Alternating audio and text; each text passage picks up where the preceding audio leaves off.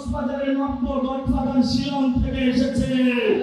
মুজিবাবাদ মুজিবাবাদ মুজিবাবাদ মুজিবাবাদ ইনকিলাব ইনকিলাব। প্রিয় কক্সবাজারবাসী, আগে আওয়ামী লীগের আমলে নারায়ণগঞ্জে বিখ্যাত গডফাদার শামীম ওসমান ছিল। এখন শুনছি কক্সবাজারের নব্য গডফাদার শিলং থেকে এসেছে।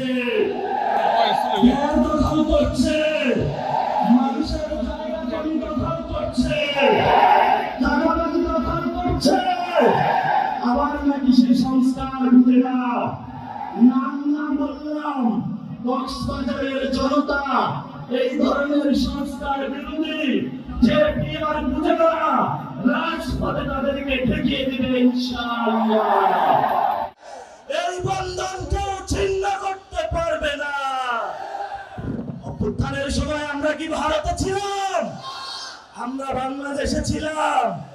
বাংলাদেশে থেকে শেখ হাসিনাকে পালিয়েছি। বাংলাদেশে থেকে শেখ হাসিনাকে বিচারের কাঠগড়ায় দাঁড় করাবো।